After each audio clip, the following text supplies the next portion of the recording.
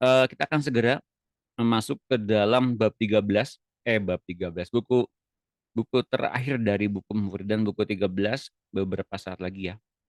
Nanti mungkin kira-kira bulan depan habis bukunya. Nah, kita habiskan dulu sekarang, sisa dari Pemurnian bab 116 sub yang ketiga, Pemurnian Iman dan Pekerjaan. Ya, sebelum saya masuk ke dalam bab ini, saya mau review sedikit dari apa yang telah kita bahas minggu yang lampau. Ya, minggu yang lampau, terutama bahwa kita mengerti ada baptisan api dan baptisan penderitaan. Baptisan api memberikan kepada kita pengudusan dari setiap apapun yang masih ada dalam diri kita, entah itu kedagingan, karakter yang buruk, sifat dan cara pikir yang salah, ya, yang tidak berkenan, ini dikuduskan oleh baptisan api. Namun, untuk mengalami apa yang dinamakan dengan apa, panggilan tertinggi dari sorga, kita mesti mengalami yang namanya baptisan penderitaan. Di dalam baptisan penderitaan ini kita dinyatakan harus mengalami penderitaan seperti Kristus menderita di muka bumi ini. Nah, tapi bukan karena perbuatan yang salah yang kita lakukan, tapi semata-mata untuk mengikis habis sisa-sisa manusiawi kita yang ada dalam tubuh jasmania kita ini, ya. Nah, ini apa namanya, ini ada batasannya ya, ini dia. Contohnya Yesus untuk masuk ke dalam penderitaan itu, untuk masuk kepada kemuliaan itu harus menderita dalam Lukas 24-26. Dalam Roma 8 ayat 7 juga dinyatakan begini, bila kita telah bangkit bersama-sama dengan Kristus, maka kita pun harus menderita bersama-sama dengan Dia supaya kita dipermuliakan bersama-sama dengan Dia. Nah, jadi baptisan penderitaan adalah sarana untuk menaikkan tingkatan seseorang. Ini yang menjadi pokok inti dari pengajarannya. Bahwa kita mesti naik dalam tingkatan tertentu yang kita sudah pikir di dalamnya mungkin sudah luar biasa pelayanannya, sudah menemukan begitu banyak hikmat dan kebijaksanaan. Namun ini mesti dalam satu tingkatan tertentu naik lagi kepada tingkat berikutnya hingga kita nanti kelak tamat pelajarannya seperti gurunya, seperti Kristus. Ada harga yang harus dibayar untuk naik tingkat. Penderitaan membuat seseorang lebih matang dan teruji. Nah, ini dia ya. Satu, untuk meningkatkan tingkatan seseorang lebih matang dan teruji. Yang kedua, dan kemudian seseorang mesti memiliki ketaatan tertentu ya kepada Bapa Surgawi kita ketika seorang menderita. Dan bila betul-betul memiliki ketaatan sampai dengan tingkat itu, nah saya mau bilang sampai tingkat itu, tiap orang mungkin beda-beda ya, maka levelnya akan naik bila ia lulus dalam ketaatan seperti itu. Nah, bahkan ya Yesus pun sebetulnya di dunia ini disempurnakan oleh Bapaknya. Bukan disempurnakan dalam rangka dari ia berdosa ke tidak berdosa, bukan. Ia disempurnakan dalam rangkaian ketaatan demi ketaatan agar ia mengalami kemuliaan dari Bapa. Bukan berarti dia kurang mulia, bukan. Untuk kemudian dia masuk ke dalam kemuliaan, dia memberikan kemuliaan yang sama yang ia punya kepada orang-orang yang masuk ke dalam level itu. Level yang mana? Level penderitaan. Yang ia mau dari kita adalah kita pun tamat pelajaran ketaatannya untuk kita masuk ke dalam kemuliaan yang sama seperti apa yang ia alami. Jadi ketaatan ini penting untuk benar-benar meniadakan dosa dan maut, meniadakan karakter yang buruk, meniadakan sifat alami kita, manusiawi kita, bahkan kereligiusan kita pun. Itu mesti dipangkas habis oleh ketaatan ini. Ketaatan seperti apa? Seperti Yesus taat pada Bapa. Lebih dari sikap agamawi kita, lebih dari ibadah ritual kita, semuanya yang ada bersifat di dunia ini. Nanti kita akan mengerti ini ya, sampai dengan kapan? Sampai dengan kita mengerti sedang dibawa oleh Kristus dan Bapa Surgawi dan Roh Kudus, kita mengalami ketaatan seperti itu. Yaitu bedanya baptisan api dan baptisan penderitaan. Dan ini level berikutnya. Nah, yang kita mau bahas sekarang adalah benar-benar bagaimana masuk ke dalam ketaatan itu. Ya, ketaatan seperti apa? Di antaranya kita memiliki kemurnian iman dan pekerjaan. Yuk kita bahas sekarang. Iman juga akan diuji dan dimurnikan melalui berbagai-bagai pencobaan. Bahkan iman itu disempurnakan melalui berbagai masalah dan kesukaran. Jadi teman-teman jangan khawatir. Kalau pada tingkatan tertentu ya, saya mau bilang pada tingkatan tertentu kalau kita mengalami berbagai masalah dan kesukaran yang nggak bisa kita selesaikan setelah melalui berbagai-bagai macam tingkatan-tingkatan di dalam pertumbuhan rohani kita. Ya, jadi nggak semua orang ngalami ini ya. Ngalami berbagai masalah dan kesukaran yang memang diperuntukkan bagi orang-orang itu. Ya. Untuk kita mengalami apa? Mengalami kemurnian iman dan diuji iman kita itu untuk masuk ke dalam level penderitaan yang sama dengan Kristus.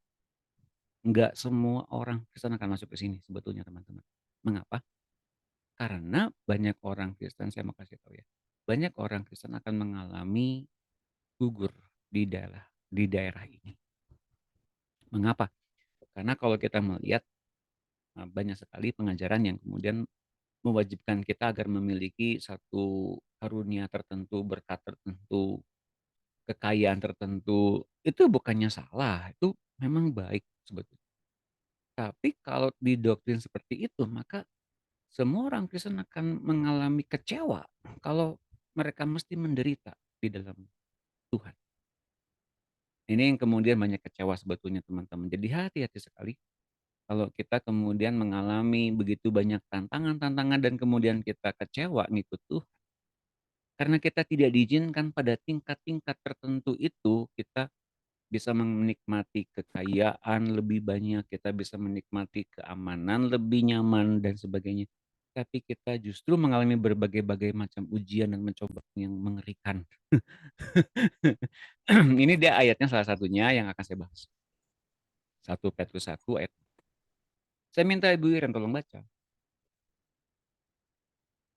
1 Petrus 1 ayat 6 ya Pak ya. Betul Bu. Makasih Bu. Bergembiralah akan hal itu, sekalipun sekarang ini kamu seketika harus berduka cita oleh berbagai-bagai pencobaan.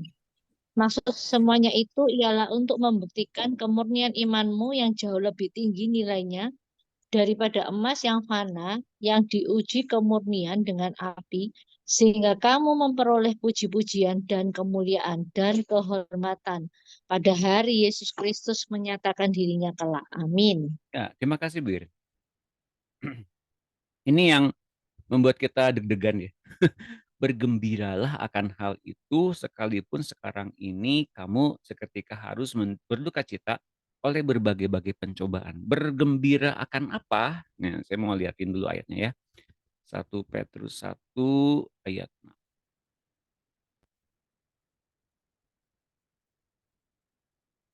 1 Petrus 1 lebih lengkap ya ayatnya ya. Saya akan liatin 1 Petrus 1 ayat 1 deh. Jadi ayat ini dituliskan oleh Petrus yang ditujukan kepada siapa? Kepada orang-orang pendatang yang tersebar di Pontius, Galatia, Kapadokia, Asia Kecil, dan Bitinia. Yaitu, lihat ini, fokusnya kepada siapa? Orang-orang yang dipilih sesuai dengan rencana Allah, Bapa kita, dan yang dikuduskan oleh Roh, supaya apa? Taat kepada Yesus Kristus. Ingat tadi, modul utama kita mengalami penderitaan dan mengalami kesempurnaan adalah taat. Supaya taat kepada Yesus Kristus dan menerima percikan darahnya, kiranya kasih karunia dan damai sejahtera makin melimpah atas kamu. Dan yang ketiga, terpujilah Allah dan Bapa Tuhan kita Yesus Kristus yang karena rahmatnya yang besar, lihat ini, telah melahirkan kita kembali, ini dasar utamanya, oleh kebangkitan Yesus Kristus dari antara orang mati kepada suatu hidup yang penuh pengharapan. Dari kelahiran baru dan kepada hidup yang penuh pengharapan. Ini secara globalnya. Yang keempat, Untuk menerima suatu bagian yang tidak dapat binasa, yang tidak dapat cemar, dan yang tidak dapat layu yang tersimpan di sorga bagi kamu. Artinya apa?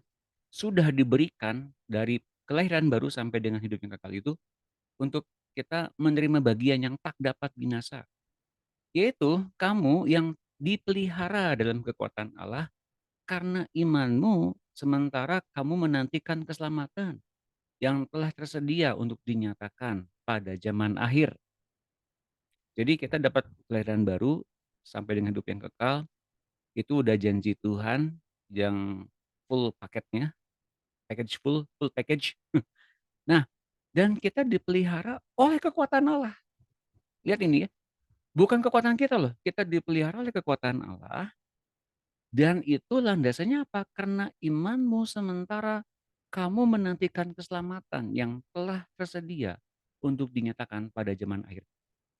Jadi iman kita itu akan benar-benar mengalami buktinya dan itu akan diberikan pada zaman akhir atau akhir zaman. Kita yang sekarang punya pengharapan, kita yang punya pegangan apapun itu perkataan Tuhan untuk kita mesti mengalami semuanya ini dan kita mengalami mungkin terseok-seok pada saat-saat ini. Untuk kita menanggap respon dengan respon yang baik dari Tuhan, kita mesti ngikut Tuhan sampai dengan segitunya dan kita kemudian, bayar harga tertentu ya. Dan kemudian nggak ada yang apresiasi, nggak ada yang kemudian memberikan kepada kita penghargaan, nggak bahkan menghormati kita gitu, apa yang telah kita lakukan bagi Tuhan, itu bukan masalah orang itu, bukan masalah kita juga. Tapi bagaimana kita menantikan proses, bagaimana iman kita dibuktikan benar di akhir zaman itu. Dan kekuatannya untuk memperoleh itu datangnya dari Allah, yang memelihara kita untuk mencapai garis akhir itu. Pasti tercapai nggak? Oh ya pasti tercapai. Mengapa? Karena Allah kita sudah menentukan itu dari awal sampai akhirnya. Nah, baru kemudian muncul penguatannya di ayat yang kita baca barusan, yang dibaca sama Bu Iren. Bergembira akan hal itu, tentang bagaimana kita akan menanggapi di akhir zaman dan Allah memberikan pada kita kekuatan. Sekalipun sekarang ini kamu seketika harus berduka cita oleh berbagai-bagai pencobaan. Siapa manusia yang mau kalau dicobai, kalau lagi dapat masalah, kalau lagi dapat hal yang berduka cita, kalau kemudian kita mengalami begitu banyak tantangan dan cobaan yang menyakitkan hati kita mesti bergembira. Itu bagi orang dunia, wah ini udah mulai ngaco nih ya, udah mulai, apa namanya, udah mulai nggak bener nih ya pengajarannya mungkin. Tapi ini kata Petrus berdasarkan apa yang telah ia dapatkan. Makanya bagi murid-murid Kristus, bagi mereka mati itu nggak ada masalah. Mengapa? Karena mereka telah diberikan kekuatan untuk itu semua. Karena maksud semuanya itu ketika kita mengalami pencobaan dan masih berbahagia, ada modul utamanya, ada kekuatannya, adalah untuk apa? Membuktikan kemurnian imanmu yang jauh lebih tinggi dari nilainya. Lihat ini, daripada emas yang fana, yang diuji kemurniannya dengan api. Emas yang fana saja, emas yang mungkin hari-hari ini emas begitu banyak dicari orang. Dan karena apa? Karena memang harganya naik terus. Tapi tahukah teman-teman, emas itu diuji kemurniannya dengan api. Dan kalau ada kemudian yang, elemen-elemen yang ada dalam emas yang kemudian tidak layak, dia akan dimurnikan lagi dengan api, sampai dengan dia mengalami kemurnian yang murni 100%. Sehingga emas itu menjadi berharga di tangan pemiliknya. Tapi itu saja baru gambaran. Di firman ini dikatakan bahwa yang kita dapatkan, iman yang kita kemudian buktikan, iman yang kemudian kita pegang sampai dengan akhir, itu lebih berharga dari sebatang emas atau berapa emas yang kemudian dimurnikan sampai dengan murid sekalipun. Itu nggak ada artinya bagi bagi Tuhan ketika melihat iman kita yang dibuktikan sampai akhir. Sehingga kalau kita benar-benar berjejak kaki, tahan menghadapi Tuhan di hari Tuhan ketika Ia ada di awan-awan, sehingga kamu memperoleh puji-pujian dan kemuliaan dan kehormatan pada hari Yesus Kristus menyatakan dirinya kelak. Ya, sama seperti pelita menerangi dirimu. Itu artinya bahwa Yesus dengan kemuliaannya itu menjemput mempelai yang mesti setara dengan dia. Yesus membawa mempelai di dunia ini untuk masuk ke dalam mahligai perkawinan anak domba. Mesti mempunyai apa, mempelai yang ia bawa ke dalam mahligai perkawinan itu mesti memiliki kesetaraan yang sama dengan Yesus.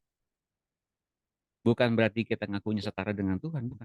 Tapi dia yang lebih dulu sejak lahir baru. Kita yang lahir baru, kita yang dipimpin dengan iman yang benar. Kita masuk dalam kesetaraan itu. Tamat di dunia ini seperti gurunya, maka kemudian kemuliaan Tuhan akan membawa mereka yang mulia betulan. Yang nggak mulia betulan sih nggak akan diangkat. Sungguh saya mau katakan demikian. Yang nggak mulia betulan nggak akan diangkat. Tapi yang mulia betulan dia akan bangun dan kemudian dikatakan dalam perumpamaan 5 gadis yang bijaksana, meskipun tidur dia akan bangun dan menyiapkan apa yang perlu dilengkapi. Dan dia akan dijemput oleh mempelai pria dan penuh dengan minyak juga sampai pelitanya menyala. Sampai dengan akhir zaman itu rohnya tetap penuh dan dia tidak pernah tidur atau kebablasan tidur. Justru ia berjaga-jaga dengan waspada sampai dengan Tuhan datang yang kedua kali itu dengan waspada. Jadi teman-teman di sini bahwa ternyata Tuhan memberikan penderitaan bukan satu maksud untuk mencelakai kita, bukan. Tapi untuk kemudian memberitakan kepada kita, ini loh yang pernah aku alami, ini yang pernah aku ceritakan. Untuk kita masuk ke dalam rangkaian penyelamatan sesungguhnya agar kita apa? Tidak terikat dengan dunia ini. Nah teman-teman, kalau penderitaan kita hari-hari ini, mungkin kalau kita melihat orang-orang yang bahagia, orang-orang yang sukses, orang-orang yang diberkati Tuhan, kita jadinya, Tuhan kok aku nggak diberkati sih? Kita jadinya seperti itu ya.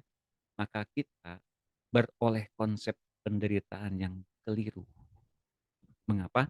Karena penderitaan yang kita punya itu dibandingkan dengan kebahagiaan orang lain. Nah ini penting untuk kita garis bawahi. Penderitaan yang kita alami hari-hari ini mungkin dibandingkan dengan kebahagiaan orang lain. Diberkatinya orang lain oleh Tuhan. Sukacitanya orang lain ketika mereka dilawat oleh Tuhan. Yuk, kita semua mesti apa namanya, dinyatakan oleh Tuhan bahwa kita ini benar-benar menjadi murid kepunyaannya, menjadi mempelai kepunyaannya, dan juga menjadi anak-anak Allah yang dikasihi betul-betul. Hingga kita mau dituntun untuk jadi taat kepada Tuhan Yesus sepenuhnya.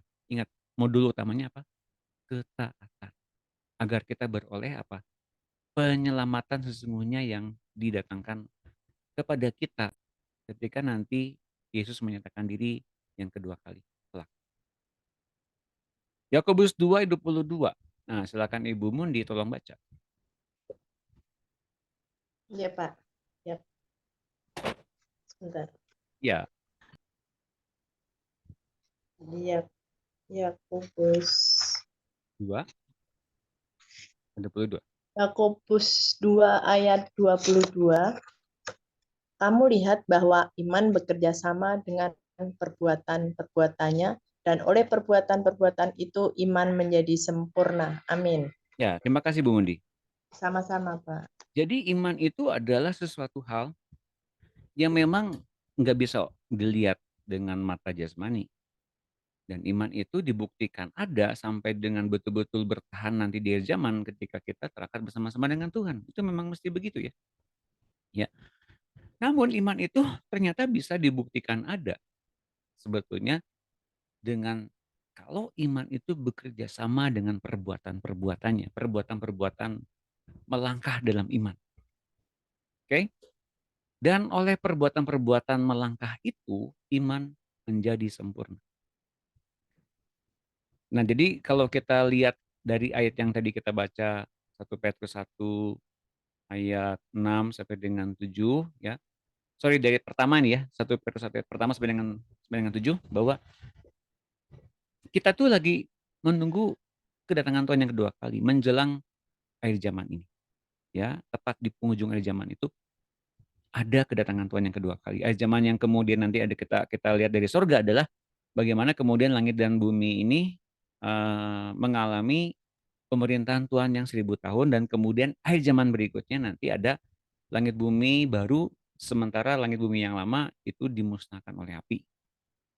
Itu pun ada beberapa zaman juga ya. Nah, tapi lihat ini, untuk kita kemudian memiliki iman yang sempurna, ya. Iman itu memang mesti mengalami hal-hal dibuktikan ada. Oleh karena kita berbuat sesuatu hal sesuai dengan ketika kita melangkah dalam ketaatan bersama-sama dengan firman yang dikatakan Tuhan Yesus. Sekali lagi saya mau katakan bahwa firman yang dikatakan Tuhan Yesus itu adalah suluh bagi jiwa kita. Kalau kita kemudian dituntun oleh firman itu, maka kita sedang masuk ke dalam rangkaian penyelamatan yang sesungguhnya. Dan ini yang membuat iman itu menjadi sempurna. Bukan nurutin apa saja yang kemudian dikatakan hukum-hukum Taurat. Kalau kita berbuat baik, maka Allah berbuat baik pada kita. Itu transaksional. Tapi benarkah demikian? Ada memang dalam Alkitab. Contoh, Daud kemudian menggenapi utang darah dalam keluarga Saul. Ya, jadi dulu keluarga Saul pernah membunuh beberapa orang ya di Gibea kalau nggak salah, atau di Gibeon. Dan kemudian orang-orang Gibeon waktu itu meminta keturunan Saul yang dibunuh juga.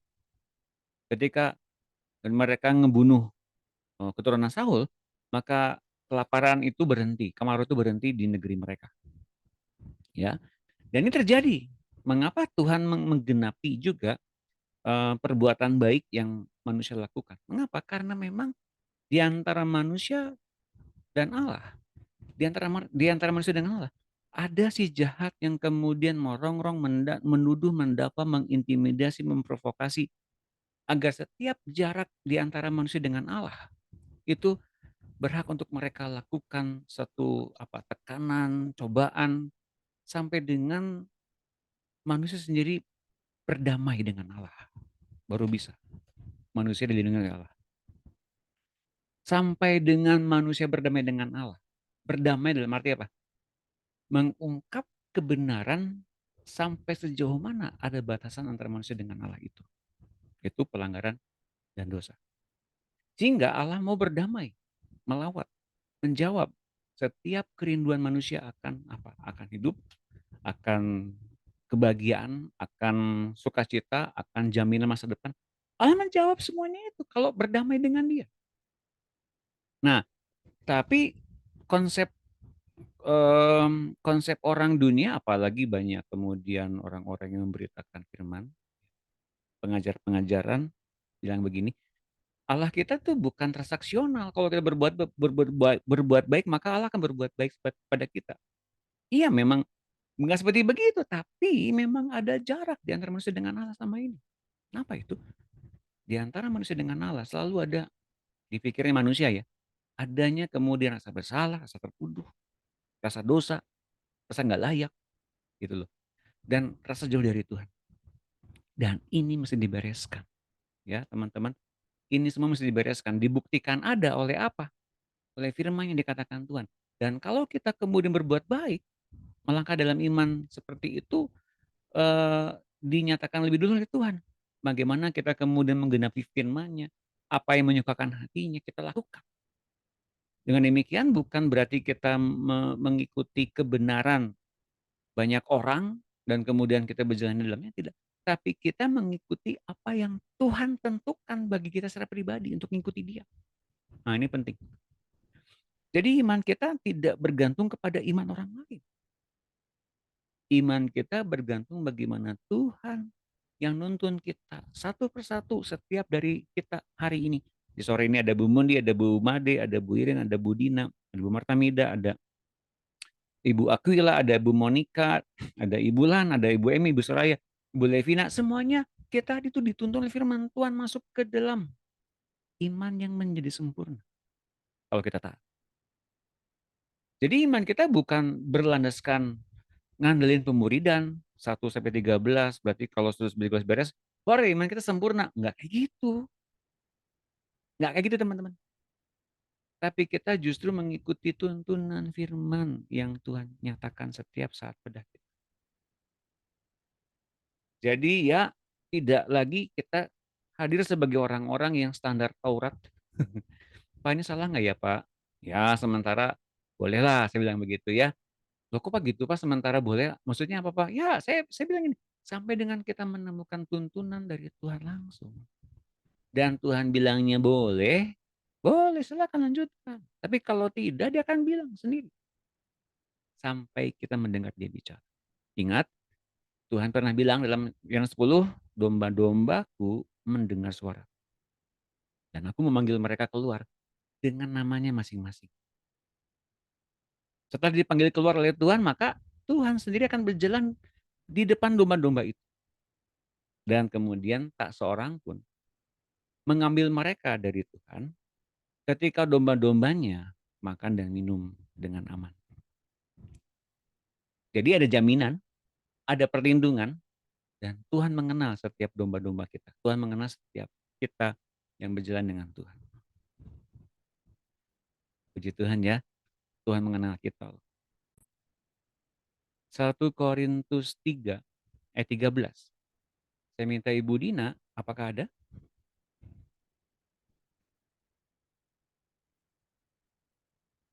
Ibu Dina apakah ada? Ada Pak, Terima ada kasih. Pak. Ya. Satu Korintus ayat 13 ya. Betul. 1 Korintus ayat 13. Sekali kelak pekerjaan masing-masing orang akan tampak karena hari Tuhan akan menyatakannya. Sebab hari itu akan tampak dengan api dan bagaimana pekerjaan masing-masing orang akan diuji oleh api itu. Oke. Terima kasih Bu Dina. Sekali kelak pekerjaan masing-masing orang akan tampak. Masing-masing orang yang mana nih? Maksud 1 Korintus 3 ayat 13 ini, pekerjaan masing-masing orang adalah orang-orang yang ikut Tuhan. Ya, nggak semua orang ya. Orang-orang yang ikut Tuhan sebagai hamba Tuhan. Kita ini semua yang sudah lahir baru adalah orang-orang yang ikut Tuhan. Kita semua adalah hamba-hamba Tuhan. Setiap pekerjaan kita akan tampak kelak karena hari Tuhan akan menyatakannya. Benar nggak sih pekerjaannya benar-benar murni tanpa landasan apapun? Sebab hari itu akan tampak dengan api. Dan bagaimana pekerjaan masing-masing orang akan diuji oleh api itu. Pekerjaan kita akan diuji oleh api. Benar nggak nih pekerjaannya memang Tuhan inginkan demikian? Benar nggak pekerjaannya tuh ngikutin Tuhan? Tidak mengikuti atau menyertakan ambisi pribadi, menyertakan keinginan pribadi, menyertakan kebutuhan pribadi dalam pelayanan. Ini tiap orang nanti akan diuji oleh pekerjaannya ini. Benar nggak sih pelayanannya itu murni untuk Tuhan, murni bukan untuk eksistensi kita pribadi, murni untuk kepentingan Tuhan bukan kepentingan pribadi. Setiap orang nggak akan ketahuan hari-hari ini nggak akan ketahuan, tapi di hari itu akan ketahuan bagaimana kemurnian seseorang ikut Tuhan akan diuji oleh api. Bila lihat ya dalam ayatnya nanti kita akan baca 1 Korintus 3 ayat 14. Mari kita lihat ayatnya berikutnya. 1 Korintus 3 ayat 14. Jika pekerjaan yang dibangun seseorang tahan uji, jika pekerjaan yang dibangun seseorang diuji oleh api dan tahan nggak terbakar, artinya tidak ada motivasi pribadi, tidak ada kepentingan daging sendiri dalam pelayanan orang itu, tidak ada kepentingan pribadi dalam ikut Tuhan.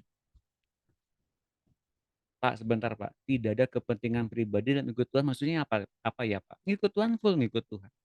Tanpa urusan kemudian kita mentingin apa ya kepentingan daging dalam pelayanan dalam ikut Tuhan. Tapi kan itu wajar Pak. Keluarga kita kan butuh juga penyertaan dari Tuhan. Masa depan kita kan mesti terjamin dari Tuhan. Iya, tapi dengan setiap effort yang kita lakukan, motivasinya nanti akan diuji oleh apa? Bener nggak nih? ngikut Tuhannya tanpa embel-embel, dengan kesanggupan pribadi, dengan tenaga pribadi, dengan tenaga daging, dengan urapan daging, itu semua akan diuji oleh api. Ya. Nah, kalau ini semuanya dites oleh api, lolos, ia akan mendapat upah. Tapi jika pekerjaannya terbakar, artinya ada apa ya? Ada kepentingan pribadi, ada kepentingan daging, ada motivasi yang terselubung, ada kepentingan-kepentingan yang menyertakan dalam pekerjaan-pekerjaan Tuhan. Ya, ia akan menderita kerugian karena terbakar. Tapi ia sendiri akan diselamatkan. Seperti dalam api. Artinya, dalam setiap pelayanan kita, setiap pekerjaan kita, kehidupan kita, pikiran kita, kecenderungan hati kita, ini semua akan diuji oleh api Tuhan. Dan tahukah kita bagaimana agar kita lolos dalam api ketika di hadapan Tuhan sebagai hamba Tuhan yang pekerjaannya akan diuji oleh api ini? Bagaimana agar bisa lolos? Siapa yang tahu? Caranya adalah kalau kemudian Tuhan berikan kepada kita baptisan api hari-hari, maka kita mesti ngikutin Tuhan dengan segala ketentuan dan ketetapannya. Kalau Tuhan inginkan begini, jangan ngikutin apa yang kita mau. Jangan. Baptisan api meniadakan kepentingan, ambisi, dan kepikiran-pikiran daging dan kepentingan daging. Juga ada karakter yang buruk. Ada pikiran-pikiran yang buruk. Ada ketakutan, kecemasan, semua yang kemudian dari kedagingan akan dihabiskan oleh api dari Tuhan. Tapi untuk selanjutnya, kalau kita mengalami begitu banyak hal-hal yang Tuhan inginkan dengan jelas masuk ke dalam mahligai perkawinannya, tentu ini akan dinyatakan kepada kita, khususnya bagi memang anak-anak Allah yang masuk ke dalam apa? Baptisan penderitaan. Jadi bisa dikatakan begini, kalau seseorang yang udah lolos dalam baptisan api di bumi ini, maka kemudian orang ini tidak akan langsung masuk ke dalam kebahagiaan saja gitu, tapi masuk ke dalam penderitaan yang sama dengan Kristus, untuk masuk ke dalam kemuliaan yang sama dengan Tuhan. Dan untuk masuk ke dalam rangkaian ini, saya mau katakan gini, kita akan dijamin masuk ke dalam pengadilan hamba-hamba, dan kemudian pekerjaan kita akan dibakar, dan kalaupun dibakar, tidak akan terbakar pekerjaan kita. Dan justru kita akan mendapat upah sebesar apa yang telah Tuhan nyatakan sejak di bumi ini, dan kita akan mendapatkannya kelak di surga sana. Teman-teman, jadi kalau bagi mereka yang telah mendapatkan baptisan penderitaan, pastikan memang artinya kita akan mengalami baptisan-baptisan yang lebih dalam dan lebih dalam lagi. Dan ini justru akan memurnikan kita di dunia ini agar kita lolos masuk ke dalam api Tuhan dan tanpa terbakar pekerjaan kita. Dan kita akan mendapatkan upah. Selanjutnya di ayat yang berikutnya kita baca tadi, jika pekerjaannya terbakar, ia akan menderita kerugian. Tapi ia sendiri akan diselamatkan, tapi seperti dalam api. Ayat 14 ya. Jika pekerjaan yang dibangun seseorang tahan uji, ia akan mendapatkan upah. Apa upahnya? Di antaranya adalah memerintah seperti Kristus memerintah. Ia akan menjadi anak-anak Allah yang kemudian difungsikan sebagai sokok guru jemaat di sorga Tuhan. Itu di dalam Wahyu ya, Wahyu 3 ayat berapa itu saya lupa. Setiap orang yang membangun dirinya dengan dengan penderitaan Tuhan di muka bumi ini, orang tersebut akan menerima panggilan berikutnya dari Tuhan di sana sebagai sokok guru jemaat. Ini pernah saya bahas, nanti boleh dicek di dalam YouTube saya, ada di situ bagaimana kemudian setiap orang yang mempunyai panggilan ini, ya panggilan penderitaan seperti itu, akan difungsikan untuk membangun jemaat di sana. Siapa yang dibangun? Jemaat yang mana? Jemaat yang tinggal masih dalam kegelapan di langit bumi yang baru. Teman-teman itu. Oke, barangkali ada pertanyaan sampai sini. Silahkan kalau ada pertanyaan.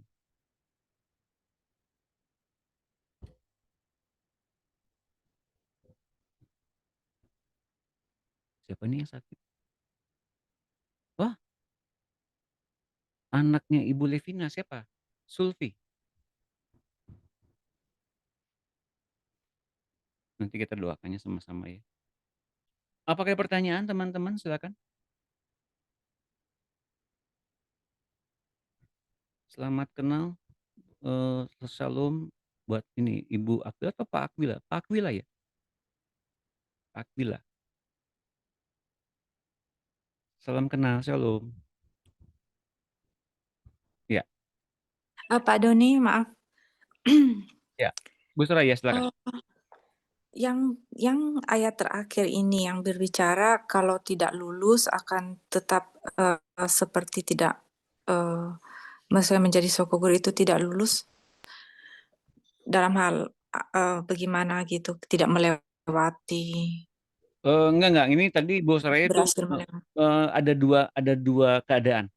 Soko guru jemaat itu yang apa namanya? Orang-orang yang berfungsi sebagai soko guru jemaat itu mereka yang telah menerima upahnya. Orang yang gak lolos itu orang yang gak lolos ketika dibakar pekerjaannya itu adalah orang yang gak pernah mengalami baptisan api sebelumnya di muka bumi. Maka Tapi tetap masuk surga. tetap masuk surga. Oh, Tetap, oke, yang ngerti. Oke. Jadi Terima kasih, Pak. Ya, jadi ini di tempat yang namanya pengadilan hamba-hamba ya, bukan di penghakiman Rata Putih. Tempat ini di 1 Kor 3:13 ini tempatnya di pengadilan hamba-hamba. Setiap hamba, setiap anak-anak Allah yang ikut Tuhan akan diberikan keadilan. Berupa apa? Ya berupa upah. Nah, kalau kemudian pekerjaannya diuji oleh api dan nggak terbakar, maka setiap orang kan mendapatkan upahnya. Gitu loh. Ini pasti selamat sih, ini pasti selamat. Nggak mungkin ada yang masuk neraka di sini. Gitu, Bu. Terima kasih, Pak. Terima kasih, Bu Soraya. Mengerti. Ya, oke. Pak, Ya, Bu Monika ya. ini kan ya Pak, ini nanti kan pada harinya Tuhan ya Pak. Iya. Berarti saat ini kita masih ada waktu untuk memperbaiki diri ya.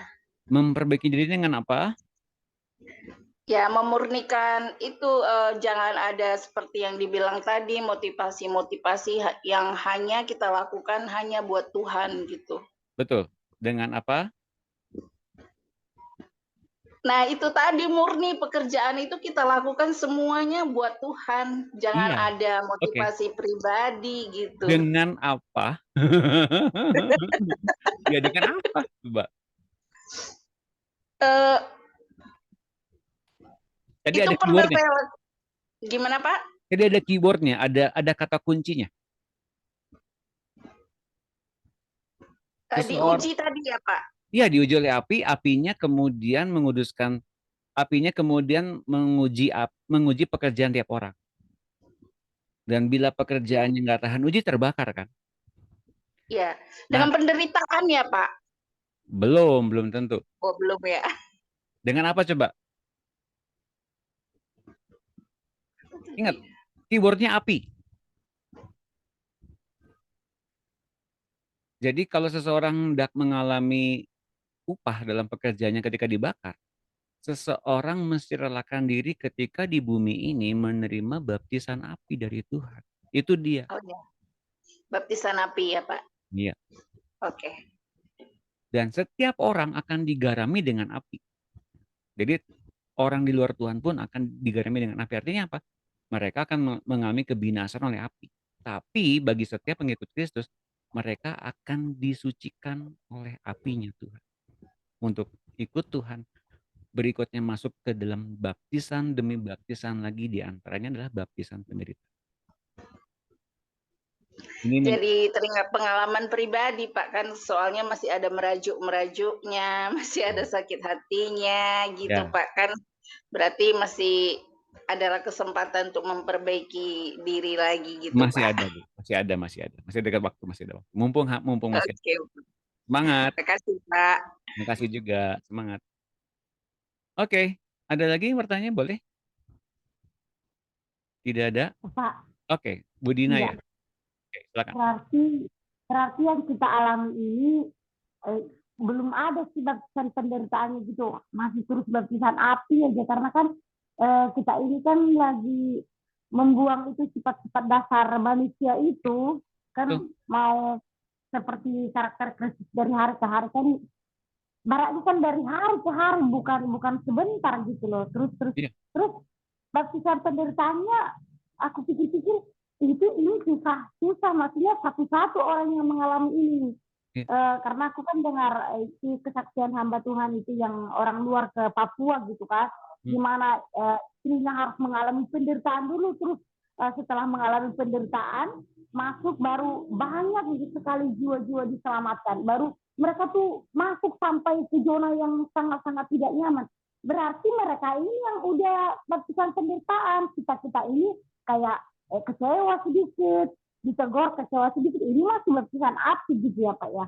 Baptisan penderitaan belum tentu seseorang tiba-tiba terima gitu aja sih. Saya sih lebih beranggapan gini, itu bagian kita dengan Tuhan lah yang tahu. Oh gitu ya. Itu biarkan kita mengalaminya dengan Tuhan langsung, dan panggilan itu memang diperuntukkan bagi kita. Iya. Aku masih ngerti tentang baptisan penderitaan yang aku tahu tuh baptisan api itu kan, karena setiap hari dibuang, kita harus Roh Kudus tanggalkan yang ini, Roh Kudus tanggalkan yang ini. Kita kan ketemukan satu persatu tuh karakter yang tidak bagus itu gitu kan. Tapi baptisan penderitaannya yang bagaimana? Aku masih belum mengerti Pak. Oke. Jadi tentang penderitaan yang Tuhan inginkan itu, penderitaan yang seperti apa sih? Nah, saya mau bukain ayatnya ya. Salam kenal buat Pak Akwi lah ya. Terima kasih Pak sudah bergabung. Ini dia salah satunya ya.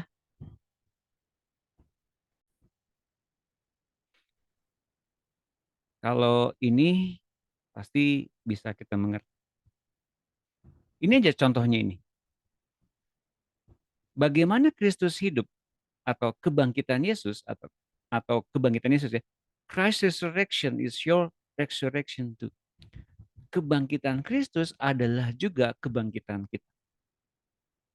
Itu sebabnya mengapa kita kemudian mengeluh atau berfokus kepada hal-hal yang di atas. Menginginkan hal yang di atas. Karena di mana ada di atas itu ada Kristus yang bertahta, ada tempat adanya kuasa, kehormatan, dan otoritas. Oleh karena itu, maka kita mesti berpesta dengan setiap hal yang di atas itu, yang di dalam surgawi itu. Dan memenuhkan kita dengan segala macam kenyataan surgawi. Tidak dengan dipenuhi gangguan-gangguan yang ada di dunia ini. Tadi di dalam Kolose 3:1 sampai dengan ayat yang kedua ini ya, dalam bahasa Indonesianya, kan ini di bahasa Inggris, saya terjemahkan langsung. Nah, sekarang di ayat yang ketiganya, tadi kan kebangkitan Yesus adalah kebangkitan kita juga. Bagaimana dengan kematian Yesus? Nah, dan ayat yang ketiganya, bahwa ternyata kita yang telah disalibkan bersama-sama dengan Kristus terikat kepada kehidupan ini. Kehidupan yang mana? Kehidupan yang ayat yang pertama dan ada ayat yang kedua tadi yang saya baca. Terikat kepada kenyataan yang surgawi, terikat kepada kenyataan kebangkitan Yesus dan kebangkitan milik kita juga. Kita kemudian menantikan apa yang ada di atas. Karena kita telah menerima penyaliban, kematian bersama-sama dengan Kristus. Dan now your true life is hidden away in God in Christ. Dan hidup kita yang sesungguhnya disembunyikan di dalam Allah oleh Kristus. Dan seperti Kristus sendiri kemudian diperlihatkan siapa sebenarnya dia, siapa sebenarnya kita pun akan dinyatakan kelak. Karena kita sekarang ini disembunyikan bersama-sama dengan dia dalam kemuliaannya. Nah, sekarang saya mau buka ini. Caranya bagaimana memiliki pikiran heavenly realities. Bagaimana kita memiliki pikiran-pikiran surgawi itu. Ini saya udah nulis ya. Milikilah hidup Kristus sebagaimana hidupnya disembunyikan di dalam Allah. Kan saya udah janji ya hari Sabtu, ya kan saya bagikan. Nah ini bagikan. Milikilah hidup yang sama dengan apa yang dimiliki oleh hidupnya Kristus. Karena Kristus pun disembunyikan oleh hidup Allah dalam diri Allah. Wait, Pak. Kan Yesus ketika di muka bumi ini kan sebetulnya dia adalah manusia. Allah bukan? Iya. Tapi dia disembunyikan di dalam Allah. Oleh apa? Oleh keinginan, kerinduan, oleh isi hati Allah dalam dirinya. Yesus punya kepentingan pribadi enggak? Punya. Tapi kemudian ia menyerahkan secara total apa yang Bapaknya mau dalam dirinya. Ia menyerah total. Sampai dengan Yesus mati, ia pun terima semuanya itu. Jadi hidup Kristus disembunyikan oleh Allah dalam diri Allah.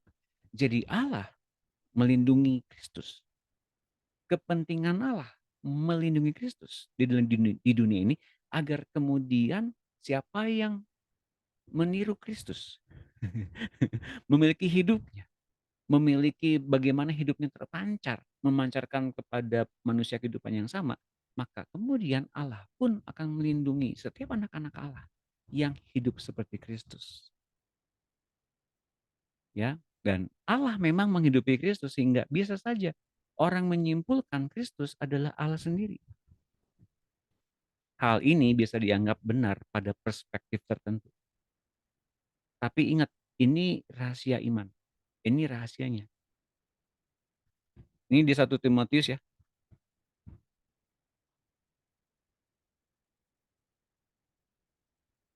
1 Timotius berapa ini? Saya bukan ayatnya.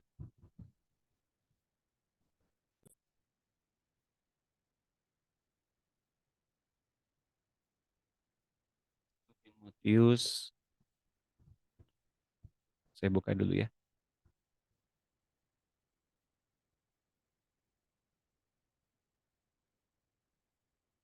Oh iya, 1 Timotius 3 ayat 16.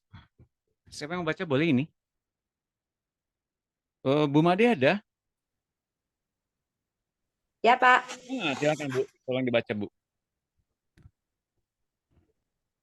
Ya. Mana dia?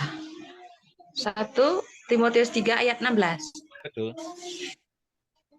Bentar, Pak, fotonya tak tinggi. Dan sesungguhnya agunglah rahasia ibadah kita, Dia yang telah menyatakan dirinya dalam rupa manusia, dibenarkan dalam roh, yang menampakkan dirinya kepada malaikat-malaikat, diberitakan di antara bangsa-bangsa yang tidak mengenal Allah, yang dipercayai di dalam dunia, diangkat dalam kemuliaan. Tetapi cukup. Ini udah situ ya. Ini rahasia ibadah kita ini. Dia yang telah menyatakan dirinya dalam rupa manusia dibenarkan dalam roh. Oke. Ini rahasianya orang-orang Kristen. Kok bisa dikatakan rahasia gitu? Kenapa, Pak? Ya. Ini kekuatan iman kita sebetulnya. Oke.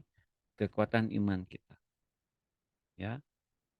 Apa artinya kemudian ia menyatakan diri dalam rupa manusia? Ya, inilah misteri kebenaran yang kemudian menjawab menjawab keraguan banyak orang tentang siapa Yesus. Ia bermanifestasi, ia kemudian datang ke muka bumi ini dalam bentuk apa? Human being, dalam bentuk manusia, dalam wujud manusia. Tapi dia adalah seorang imam besar agung di dalam roh. Dan kemudian dia mesti menyatakan diri dan dinyatakan juga kepada malaikat-malaikat. Ini penting nih. Ini penting nih. Pentingnya kenapa? Ya, ini ada satu kebenaran yang tersirat dalam Alkitab kita yang dibahas dalam terjemahan bahasa Inggrisnya ya, dalam TPT. Ini terbukti benar bahwa dalam keberadaan Kristus sebagai manusia dan kemudian padahal dia adalah imam besar agung dan mesti menyatakan dirinya kepada malaikat-malaikat, atau malaikat-malaikat mesti melihat dia, dalam bahasa Indonesianya itu ya, inilah agungnya rahasia ibadah kita, dan kemudian kita mesti mengerti Jesus Christ living within the believer. Jesus Yesus Kristus itu tinggal bersama-sama dengan orang yang beriman, orang-orang percaya, orang-orang yang ada di dunia ini. Makanya sebabnya ia datang ke orang-orang yang memungut cukai, orang-orang berdosa, orang-orang berzina. Bukan dia menjadi sama dengan mereka, bukan. Tapi Kristus, Mesias, atau pencipta alam semesta ini yang adalah penuh dengan kesempurnaan tanpa dosa, ia mesti kemudian membawa mereka masuk ke dalam kemuliaan yang sama dengan dia. Dan bagi orang-orang Yahudi pada masa itu mungkin ini hal yang nggak mungkin, nggak masuk akal, karena mereka nuntut apa? Nuntut kesempurnaan tanpa dosa, dan semua manusia ada dalam perhambaan untuk berbuat dosa terus menerus. Nggak mungkin bisa terjadi seperti begitu. Kemudian inilah rahasianya, ya, bagaimana Kristus, ya, di dalam kehidupannya sebagai manusia, kita mesti penuh dengan beriman, memeluk masuk ke dalam misteri iman kita ini, ya, dengan setiap kesadaran yang sangat tertuju kepada Tuhan Yesus. Bagaimana kemudian kita mengalami hidup yang sama seperti hidupnya Yesus yang disembunyikan oleh Allah ini.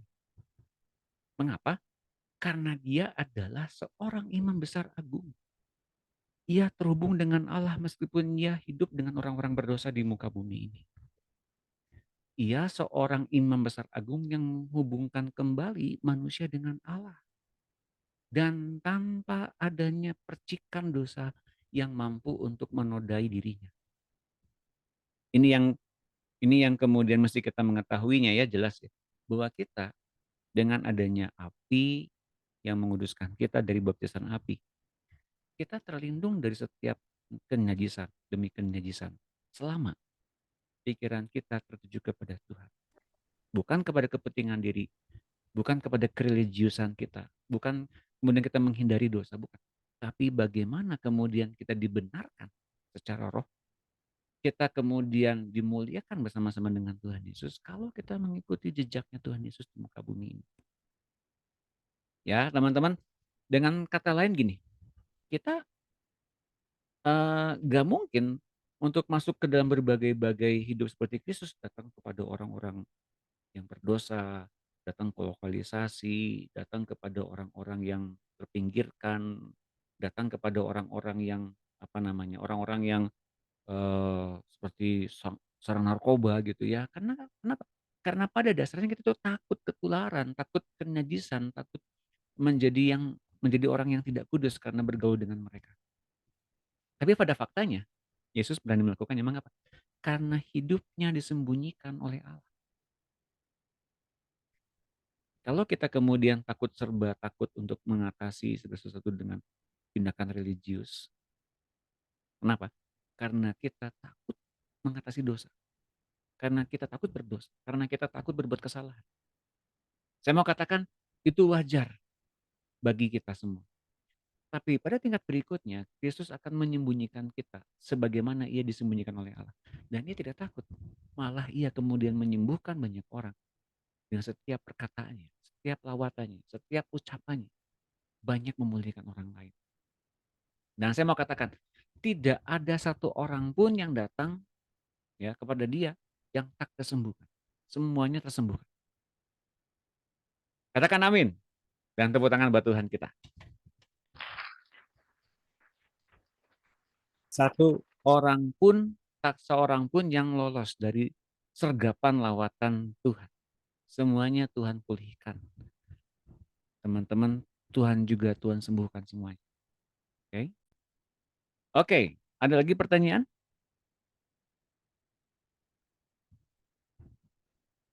Barangkali? Oke, tidak ada ya. Baik, saya teruskan ya sampai habis ya. Pentahiran dalam perjanjian lama. Tahukah engkau bedanya antara baptisan penderitaan dan pentahiran dengan air yang hidup? Segala sesuatu dari sistem dunia ini adalah hal yang najis. Hal-hal itu seperti najis dosa, najis perzinahan, najis penyakit, najis mayat, najis guna-guna, kuasa gelap, roh-roh orang mati, dan berjenis-jenis roh yang lain tak boleh mengotori jiwa dan tubuh anak-anak Allah.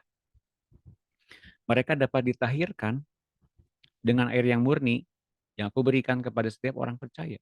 Tapi sesuatu yang diturunkan oleh ayah, ibu, kakek moyang yang sudah menjadi satu dalam roh seseorang adalah sukar dihalau begitu saja dengan air yang murni. Benar, beberapa karakter didapati berakar dan tertanam di dalam jalur keturunan seseorang harus dimurnikan melalui penderitaan. Ini juga menjawab pertanyaan dari tadi Budina ya. Bagaimana seseorang ini mesti menderita untuk melepaskan diri dari apa? Kenajisan tertentu yang diturunkan oleh nenek moyang. Kok bisa gitu sih Pak? Ya, ini salah satunya ya. Kebenaran yang perlu kita harus ketahui. Ayat berikutnya Imamat 14 ayat 9. Silakan. Siapa yang mau baca boleh? Saya. Oh, silakan Pak Jir. Mana tentang Pak Jir? Imamat 14 ayat 9.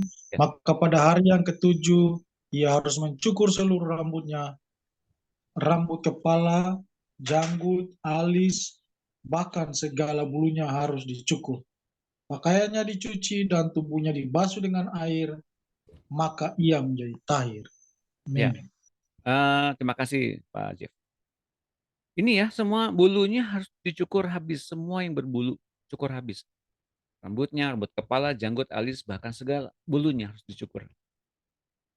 Kenapa? Ketika seseorang kena kenajisan, ini mesti diproteksi dari Tuhan. Ya, mesti dibasuh dengan air yang hidup. Pak, kalau boleh tanya Pak, mengapa bulu? Ya, bulu itu ada kehidupannya dalam diri kita. Jadi setiap apapun yang berbentuk bulu, kehidupan yang berrejuvenate apa nih? Apa sih artinya berrejuvenate? Kalau rambut dipotong kan hidup lagi, berarti ada kehidupan yang baru ya. Nah, itu semua mesti dihabiskan kehidupan yang lamanya sampai dengan tuntas, kehidupan barunya tidak tercemar dengan kehidupan yang kena kenajisan sebelumnya. Itu dalam bentuk bulunya mesti dihabiskan semuanya. Itu salah satu aturan hukum Taurat yang ada dalam kitab Taurat di kitab Imamat. Ketika seseorang yang kena najis seperti itu. Ya. 28. Ibu siapa ya mau jawab? Dia mau baca. Silakan. Saya Pak Doni. Oh, boleh Bu Yunike silakan. Terima kasih Bu Yunike. Semangatnya. Ya. Imaman 14 ayat 28.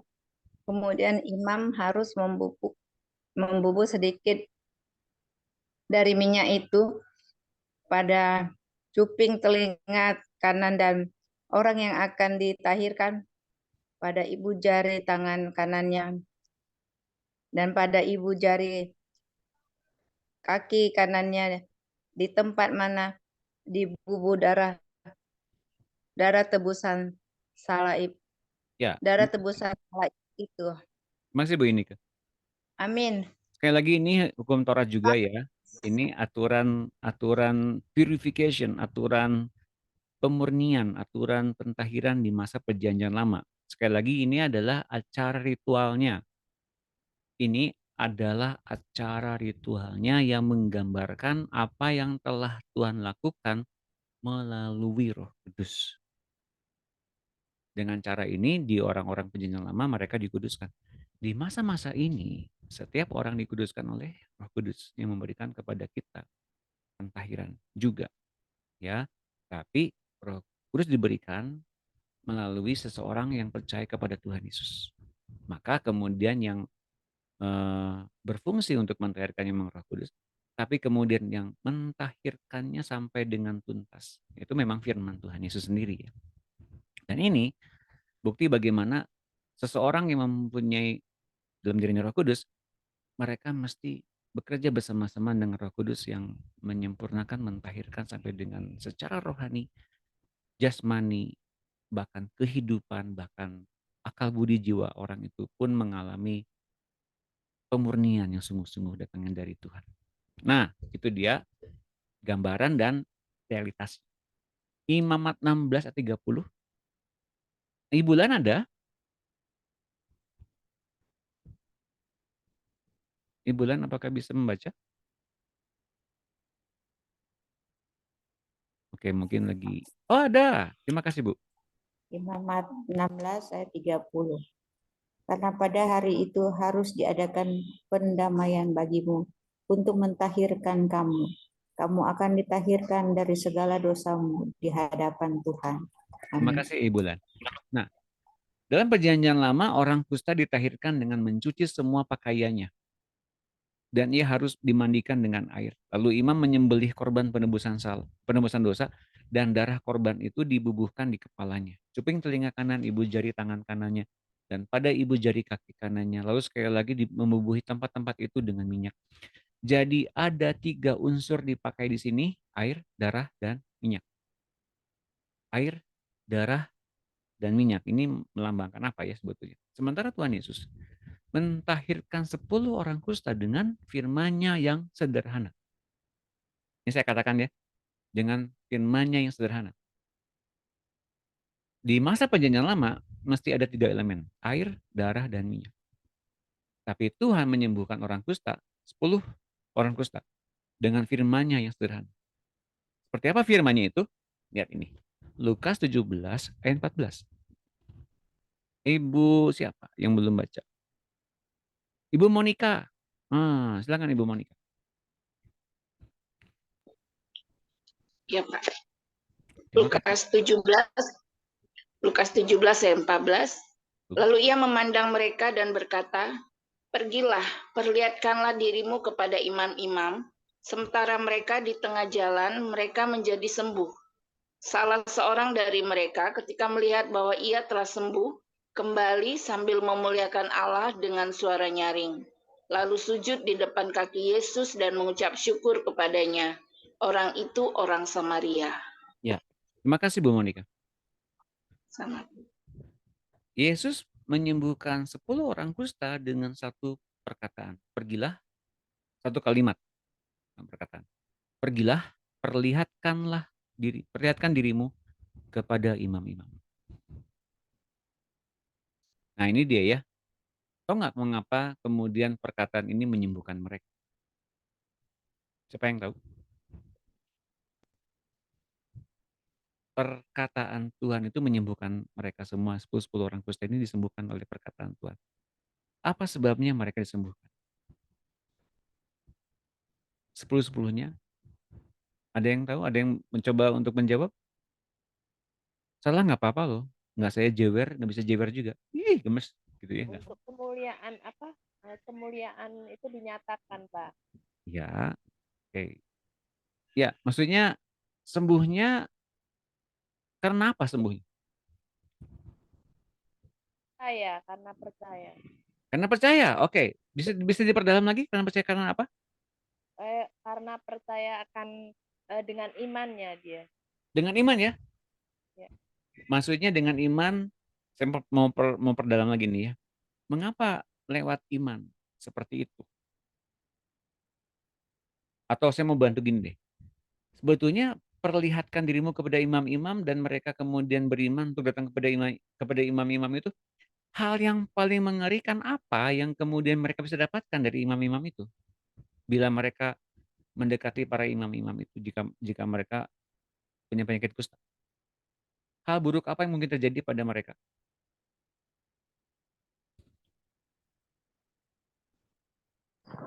Dilempari batu. Itu dia teman-teman. 10 orang kusta ini, dan orang kusta di masa itu mesti keluar dari pemukiman warga. Warga mana? Warga Israel. Jadi mereka orang-orang kusta ini tinggal di padang gurun, kayak mau di mana kayak terserah, pokoknya jangan di pemukiman warga. Jadi ketika mereka datang ke orang-orang dalam kondisi mereka itu mesti datang ke imam-imam, mereka sedang menanggung resiko masing-masing dilempar oleh batu. Nah, Nangkap ya? Dan ketika dalam perjalanan mereka sembuh. Mengapa? Karena mereka berjalan dalam iman. Imannya siapa? Imannya Tuhan. Dan iman mereka setuju dengan Tuhan. Mengerti teman-teman? Jadi iman anak Allah ini membawa kita masuk ke dalam alam kemustahilan. Tapi itu semua dibangun oleh firman-Nya. Kalau kita mengikuti firman-Nya, maka kita lagi masuk ke dalam alam dunia tempat Tuhan berkuasa, berotoritas. Mengapa kemudian 12, bukan 12, murid Tuhan, Yohanes, Yakobus, Petrus, mendapatkan ikan, setelah semalaman itu mereka nggak mendapatkan ikan. Karena mereka didorong oleh firman Tuhan untuk mengail ikan sebanyak mungkin sampai mereka bisa jala. Dan mereka bisa menjala ikan. Kenapa? Karena mereka disuruh oleh Tuhan. Jadi ketika Tuhan menyuruh kita dengan tuntunan yang jelas, maka kita pun berjalan dalam tuntunan sejelas itu bersama-sama dengan Tuhan dan firman-Nya. Teman-teman mengerti ya maksud saya ya? Nah, jadi sekarang kita bisa melihat dengan seluruh perspektif yang ada. Orang kusta 10-10 ini disembuhkan oleh Tuhan dengan cara apa? Dengan cara mereka tak. Ya. Ingatlah juga ketika Yesaya harus dimurnikan mulut bibirnya dengan api dari mezbahku di sorga. Menjadi lidah berapi yang menembus hati manusia. Kemudian Yesaya mendapatkan api yang benar-benar berkobar-kobar itu. Baptisan api yang kemudian ia dapatkan hingga ia kemudian mempunyai vision jauh ke masa depan sampai dengan kita pun belum menapak di masa depan itu. Tapi ya saya sudah pernah melihat. Engkau akan mengalami banyak hal lagi jenis baptisan api yang baru. Tak hanya akan turun dan terasa di tangan-tanganmu, tapi akan turun ke atas banyak orang bahkan kepada bangsa-bangsa. Api akan turun dengan nyata kepada orang-orang yang mendengar khotbahmu dan nampak lidah-lidah api di atas mereka. Itulah baptisan api. Di masa Pentakosta murid-murid telah mengalaminya, ya. Namun setelah itu akan diikuti penderitaan bagi yang mengikuti jejak anakku agar hati mereka dimurnikan. Jadi baptisan api adalah bagaimana mereka dipimpin oleh Roh Kudus masuk ke dalam kekudusan dan kesempurnaan Tuhan Yesus. Namun mesti pula diikuti oleh baptisan berikutnya, yaitu baptisan penderitaan bagi mereka yang hendak tamat pelajarannya seperti gurunya Yesus Kristus, agar hati kita semua sebagai anak Allah, sebagai hamba Tuhan pun dimurnikan, agar kita layak untuk menampilkan hidup Kristus yang benar di hadapan Tuhan ketika Ia menjemput kita di awan-awan. Demikian habis bab 116 pemurnian sampai di situ. Apakah ada pertanyaan Bapak Ibu?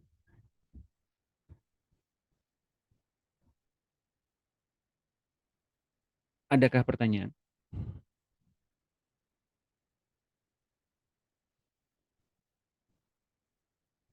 Baptisan api. Silakan. Adakah pertanyaan?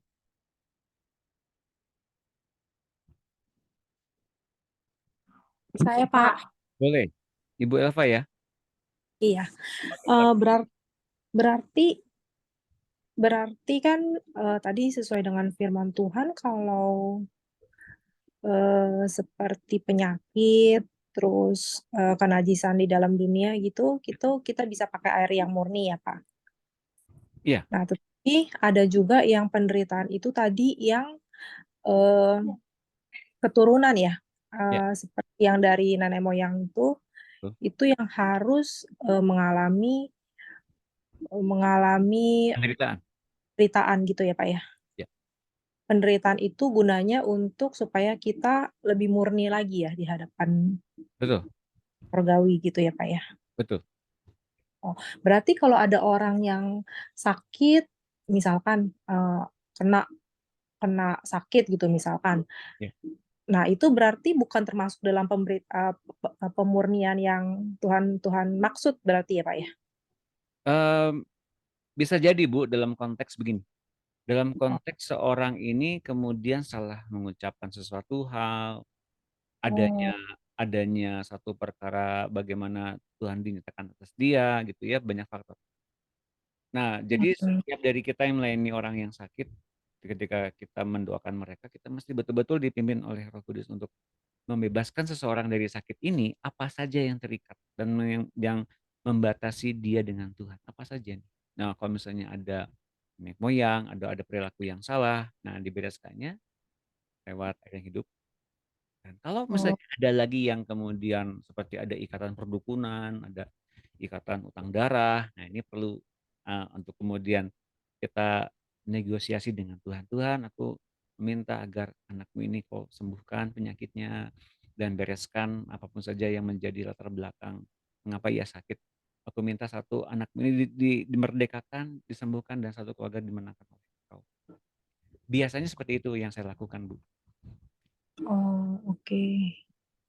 Karena kan biasanya kan kalau sakit itu kan kita berpikir sometimes tuh suka ada pikiran bahwa oh ini bukan dari Tuhan sih sebenarnya, lebih ke supaya ini kayak penderitaan memang harus ditanggung oleh seseorang tersebut gitu kan. Ada kalanya memang begitu. Ya. Iya. Makanya saya bilang gini, ada kalanya salah ucap pun memang jadi menderita. Iya Pak ya. Jadi kalau kayak sakit gitu berarti kita harus tanya aja dulu, jangan cepet ditengking gitu ya. Apakah ini memang harus kita jalanin sebagai pemurnian buat kita atau memang ini adalah harus yang kita tengking gitu penyakit tersebut gitu? Gini, tentu saja ada hikmat dan ada satu hikmat yang menyertai setiap penderitaan, ya. Contohnya sakit penyakit, contohnya masalah pergumulan, masalah apapun itu yang ada. Kita bisa mengerti ini dari mana? Dari kemudian kita ngalami dulu dan kemudian kita bebas dari itu semua ketika Tuhan merdekakan. Tuhan berikan solusi dan berupa hikmat untuk kita masuk ke dalam setiap firman Tuhan dan kemudian kita dimerdekakan oleh Tuhan untuk kita kemudian menampilkan hidup yang sama dari apa yang kita terima dari Tuhan kepada orang yang mengalami yang sama kelak. Masalah yang sama kelak yang kita layani dan kita doa. Jadi hikmatnya bekerja di situ. Itu penderitaan. Jadi ada understanding-nya untuk kita ngalami penderitaan seperti gini loh. Tuhan kan juga ngalami penderitaan yang sama. Setiap kemah-kemah, setiap penderitaan yang manusia mesti alami, dia pernah ngalami duluan. Bahkan lebih dahsyat lagi. Jadi mengapa ia bisa sanggup menyelamatkan setiap orang? Mengapa? Karena dia pernah mengalami penderitaan yang sama dengan manusia di muka bumi. Gitu. Oke. Nah, satu lagi pertanyaannya Pak. Kalau misalkan ada seseorang yang mungkin sudah berdoa, sudah bertanya gitu mungkin ya, tapi mengalami kematian. Nah, tidak ada yang kesaksian lagi dari orang tersebut gitu kan. Nah, kalau ini berarti gimana tuh Pak? Oke, ini kasusnya mungkin berbeda ya, yang saya pernah alami beberapa kali. Misalnya kita doakan orang sakit, orangnya sembuh dapat mujizat tuh. Nah, orang yang sembuh ini mesti kemudian menampilkan hidup yang Tuhan inginkan. Nah, tapi dengan konsekuensi gini, orangnya mesti benar-benar bersaksi bagi Tuhan. Dia akan mengalami kesaksian yang hidup untuk memerdekakan orang lain dari masalah yang sama dengan dia. Tapi kalau dia di bawah standar, artinya apa?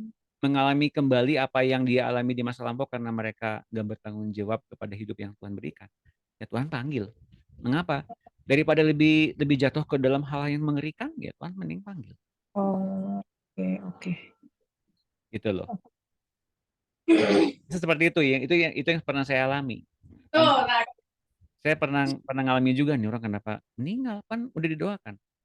Nah, Tuhan tentu tidak manggil seseorang dengan cepat sebetulnya, tapi kalau orangnya nanti lebih parah lagi, lebih jatuhnya lebih jauh lagi dan akhirnya kemudian menyakiti hati Tuhan dan jauh dari Tuhan, bahkan orang ini kemudian menyangkal imannya, ya lebih baik ya sudahlah ya, dipulihkan di surga saja. Ada yang begitu, tapi nggak semua. Gitu, Bu. Makasih Pak. Makasih, Mbak. Ya buat teman-teman yang lain kesimpulannya gini, Tuhan tuh tidak manggil hamba Tuhan untuk pulang sebetulnya. Sebetulnya ya. Tapi kalau hamba Tuhannya pengen pulang ya iya akan bawa pulang.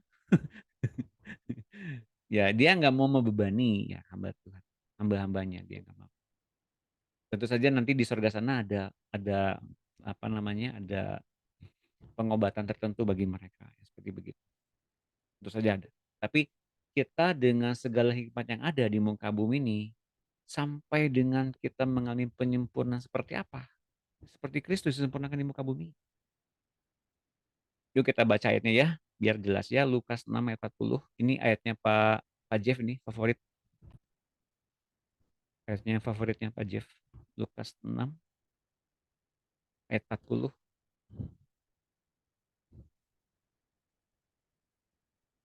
Kenapa nggak bisa ditampilkan? Sebentar, Lukas 6 40. Seorang murid tidak lebih daripada gurunya. Tapi barang siapa yang telah tamat pelajarannya akan sama dengan gurunya. Dalam masa FIH. Bagaimana mungkin seorang murid mengetahui lebih banyak daripada gurunya? Tapi jika ia bekerja keras, mungkin saja ia mengetahui sebanyak yang diketahui gurunya. Atau di MILT, seorang murid tidaklah lebih besar daripada gurunya, tapi setiap orang yang telah disempurnakan akan menjadi seperti gurunya. So, kita tahu sekarang arahan kita diserupakan, disejajarkan. Pendidikannya seperti Kristus. Jadi, pendidikannya, ingat ya, pendidikannya. Kalau kita mesti mengalami penderitaan, masih mengalami masalah, ingat. Pendidikan apa yang Tuhan mau untuk kita mengalami hikmatnya. Itu modul utamanya. Jangan bilang, Tuhan kenapa kok begini, kenapa kok begitu. Itu awalnya sih seperti begitu saya yakin. Tapi langsung yang keduanya, Tuhan apa yang sedang kau bagikan hikmatmu lewat masalah yang kami punya hari-hari. Nah itu baru kemudian muncul hikmat. Gitu teman-teman. Oke, ada lagi pertanyaan silakan. Tadi ada yang bertanya siapa ya? Keburu ke rebut. Budina ya kalau nggak salah. Budina ada pertanyaan? Iya, berarti kita itu eh, awal-awalnya bisa dibilang menderita lah ya, ibaratnya mengorbankan perasaan, ya. Tapi pada akhirnya kalau benar-benar hati kita sudah sama seperti Kristus, kita udah nggak menderita nih di bagian sini. Entah besok di bagian apa lagi kan banyak lagi. Perkataan kita itu benar-benar tulus, benar-benar mengasihi jiwa-jiwa, benar-benar menjadi berkat bagi orang. Itu yang Tuhan mau ya Pak ya. Iya. Contohnya ini. Jadinya ada. Nah, contohnya ini ayat ini ada nih yang kemarin saya berikan, yang Ulangan 8. Ingatlah pelajaran ini, ingatlah perjalanan ini. Ulangan 8 ayat berapa?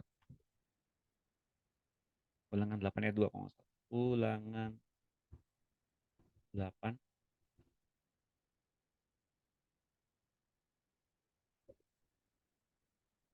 Ingatlah kepada seluruh perjalanan yang kau lakukan atas kehendak Tuhan Allahmu di padang gurun selama 40 tahun ini dengan maksud apa?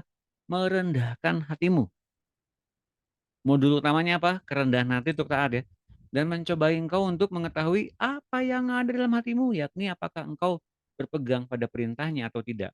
Kalau saya boleh sederhanakan dengan bahasa sehari-hari, Tuhan tuh tahu nggak isi hati kita? Tahu, tapi kita seringkali nggak tahu isi hati kita. Nah, isi hati kita keluarnya apa ketika kita nempit masalah? Tuhan kok gini-gini amat sih hidup saya? Nah, Tuhan kok gini-gini amat sih hidupnya, kok nggak menyenangkan gini sih? Lihat tuh, tetangga saya lebih bahagia dibanding saya. Nah, berarti hidupnya berdasarkan perbandingan dengan orang lain. Sementara yang Tuhan inginkan apa? Humbleness-nya, rendah hatinya. Ada nggak? Tuhan, aku tahu bahwa Engkau adalah Tuhan yang merencanakan yang terbaik bagiku. Aku ikut kau rencanamu. Itu rendah hati dan lembut seperti itu yang Tuhan mau. Tuhan akan tuntun dengan kerendahan hatian. Tuhan akan tuntun dengan kelemah lembutan untuk mengatasi semuanya ini. Dan kita dengan tenang mengalami badai hidup. Memang nggak enak. Tapi firman Tuhan katakan tadi di 1 Petrus 1:16, bersukacitalah kepada pencobaan-pencobaan yang kamu hadapi ini. Karena kemurnian iman kita yang mesti kita hidupkan dari setiap apapun yang kita alami. Kemurnian iman seperti apa? Perkataan Tuhan yang nuntun kita itu. Itu kekuatan dari Allah. Bukan kekuatan kita. Saya yakin kalau kekuatan kita mengarungi ibadah hidup terbatas. Nggak tahan kita. Serius, nggak akan tahan. Saya pun nggak tahan. Siapa yang tahan? Benar, benar Pak, benar. Nggak tahan. Mana tahan ya? Terjawab Ibu Dina ya? Terjawab Pak, benar. Tapi dari hari ke hari jadi tahu kita banyak sekali yang kurang dari diri kita, banyak sekali mau diapa. Puji Iya, Tuhan. ada di dalam diri kita begini. Aduh, kok kapan aku ini apanya sempurnanya gitu, ada loh Pak di dalam hati kita begitu. Iya, betul. Oh, Karena kitanya gitu. lihatnya kepada diri kita sendiri dan kepentingan diri kita sendiri di depan Tuhan. Itu masalahnya. Oh, iya Pak ya. Iya Pak. Makasih Pak. Betul ya? Seringkali Ya. yang jadi hambatannya, wah masih jauh nih. Iya, kita membandingkan diri dengan Tuhan. Coba kalau kita fokusnya ke Tuhan. Semua proses, saya bisa pastikan, semua bisa dijalani. Dengan apa? Dengan kekuatan Tuhan yang kita punya hari-hari ini. Bukan kekuatan kita. Kita bisa sempurna Pak Doni. Ya? Kita bisa sempurna ntar seperti Yesus. Yesus sendiri bilang, sempurna seperti Bapamu segala sempurna. Mengapa? Saat itu ia bilang kepada kita bahwa Yesus pun sedang disempurnakan juga oleh Bapaknya. Jadi mengapa Yesus mengembalikan kesempurnaan lagi kepada Bapa? Hanya satu yang baik, Bapa sendiri yang baik. Artinya apa? Dia sedang memusatkan kita kepada kepentingan surgawi, bukan kepentingan kita pribadi. Satu yang kita pikirkan gini kan, saya mana mungkin sempurna. Emang kepentingan sempurna apa yang kita akan hadapi? Untuk apa kesempurnaan kita itu? Coba renungkan baik-baik. Teman-teman ada yang bisa jawab? Kesempurnaan apa yang kita akan hadapi atau yang akan nikmati? Lalu untuk apa sih kesempurnaan itu? Saya mau kasih tahu. Saya mau nanya. Kalau ya kita bisa sempurna, emang mau diapain sempurna itu? Jelas ya teman-teman? Untuk apa Yesus kemudian bilang sempurna seperti Bapa di surga sempurna? Agar kita memiliki satu fokus yang benar kepada Allah dan kepentingan surganya. Sekali kita punya kepentingan pribadi, saya kasih tahu ya, jatuh di situ pasti. Yuk, fokusnya ke Tuhan. Fokusnya ke surga. Fokusnya ke dalam surga dan kebenaran kerajaan Allah. Oke, Bu Muni, ada pertanyaan? Oh, saya kira ada. Oke, ada. Kepencet. Oke, ada lagi pertanyaan? Silakan.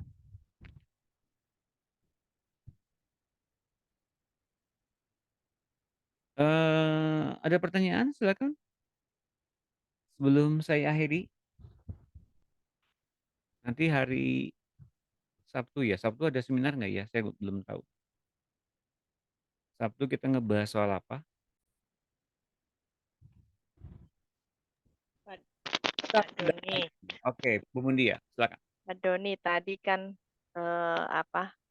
dalam penderitaan itu kan bagaimana kita menyikapi, kalau kita dengan menyikapi dengan kerendahan hati gitu ya Pak. Itu. Terus ada rasa syukur gitu, mengucap syukur. Apakah itu juga termasuk kerendahan hati juga Pak? Oh iya, terus saja. Ya itu rasa syukur, dan rasa syukur itu kekuatannya luar biasa ya Pak ya itu ya. Iya. Ya betul Pak. Kekuatannya luar biasa. Jadi udah mengucap syukur itu terus kayak ada damai sejahtera gitu loh Pak. Kalau Coba cerita dong. Cerita dong. Ada kesaksian apa? Udah lama kok Pak itu.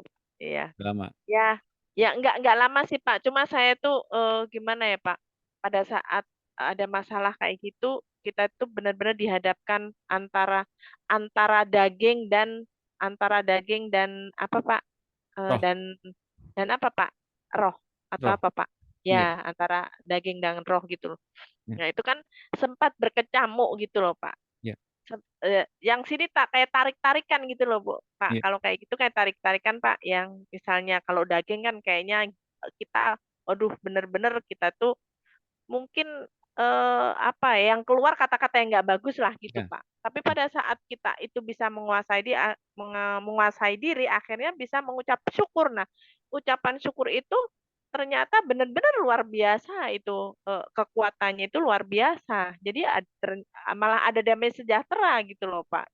Oke. Jadi kenapa damai? Karena hal-hal yang tadinya harus terjadi yang nggak baik, akhirnya kan kita bisa mengendalikan diri, akhirnya bisa mengucap syukur dan akhirnya kita bisa melewati itu gitu, Pak. Ya. Betul. Oh iya, iya itu berarti sama ya Pak. Misalnya kerendahan hati itu tadi dengan mengucap syukur gitu tuh termasuk itu juga ya Pak. Iya. Ya, iya Pak. Terima kasih. Contohnya Yesus ketika dicobai di padang gurun, dia tidak memakai otoritas anak Allah untuk mengubah batu jadi roti, bukan? Dalam keseharian kita kalau kita dapati pergumulan, kita biasanya tengking-tengking masalah. Masalah keluar di kehidupan saya. Keluar nggak dia? Karena kemudian kita sakti, keluar masalahnya. Masuk lagi tapi. Mengapa? Karena kita belum lolos di daerah itu. Itu memang diperuntukkan bagi kita. Kalau ditengkeng itu sama aja itu malah ini ya Pak, tidak menyelesaikan masalah dan kita malah nggak keluar dari masalah nanti akhirnya ya Pak. Kalau cuma ditengkeng ya harus dihadapi harusnya ya Pak ya. Suatu kali kalak nanti akan muncul lagi masalahnya. Masalahnya kemudian yang menjadi akar masalahnya apa? Hati kita. Itu pasti hati kita yang bermasalah. Proses yang Tuhan izinkan terjadi dalam hidup kita adalah proses bagaimana kita mengalami apa? Pemisahan dari dunia ini. Agar kita ngalamin apa? Damai sejahtera dengan Dia. Damai dengan Dia. Itu ngomongnya gimana? Ya bicara soal bagaimana Ia berjalan bersama-sama dengan kita dengan karib. Ketika kita bertanya, Dia jawab. Ketika kemudian Ia berikan kepada kita hikmat, kita menjalaninya sesuai dengan apa yang Ia mau. Itu kan bergaul karib. Ya, ini lebih dari apa? Lebih dalam dari doktrin manapun sebetulnya. Karena ini kemudian dialami langsung oleh orang yang bersangkutan dengan penciptanya sendiri. Ya, benar nggak? Jadi, ayo fokusnya ke Tuhan Yesus, bukan ke hamba Tuhan dengan segala macam mungkin ada hikmat yang dibagikannya baik. Tapi selanjutnya, yuk fokus ke Tuhan. Oke, itu panggilan kita kepada Tuhan sebetulnya. Yang Ia mau adalah yuk fokus ke Tuhan. Iya betul Pak. Fokus. Jadi misalnya gini Pak, ada masalah, kita mau doa sama Mbak Tuhan gitu ya. Pas hari Minggu, aduh gimana. Tapi akhirnya kan kita diam, ternyata malah dapat hikmat gitu loh Pak. Iya. Tuh. Iya. Iya.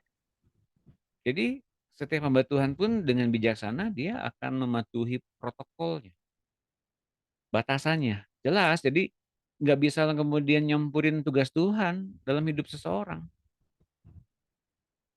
Jadi saya pun bukannya cuek loh ya sama teman-teman. Kalau ada yang kemudian pada batasan tertentu saya hanya begitu aja gitu, ngerti nggak teman-teman? Jadi bukan cuek, bukan. Ya tentu saja kalau saya digerakkan oleh Tuhan tertentu, saya akan diam-diam juga ngubungin teman-teman langsung lewat WA, Bu, ada yang bisa kita doakan nggak nih? Saya digerakkan doa, siapa kek yang sakit gitu. Saya doain langsung di telepon, ya. Nanti boleh teman-teman tanyain, teman-teman yang saya hubungi. Tentu saja begitu gitu loh. Ada yang begitunya dan biasanya itu urgent biasanya. Oke. Tapi pada faktanya kita semua yang terhubung dengan Tuhan akan mengalami apa? Relasi dengan Tuhan yang indah. Dan itu yang Tuhan inginkan gitu loh. Jadi Tuhannya nggak jauh. Meskipun tampaknya kita mengalami berbagai masalah dan pergumulan, tapi kan Tuhan yang nggak jauh kan, kita ini damai sejahtera. Ya nggak? Kalau kita kemudian goncang, kitanya ngerasa jauh. Kitanya ngerasa jauh, padahal Tuhannya dekat. Ya coba renungkan. Kitanya ngerasa jauh, tapi Tuhannya dekat. Rasanya tuh jauh kenapa? Karena kita berpikir, kalau kita lagi on fire-nya, berarti kita lagi damai-damai dengan Tuhan gitu ya. On fire-nya dalam arti rajin baca Alkitab, rajin dan on fire. Bukan dari situ loh sebetulnya.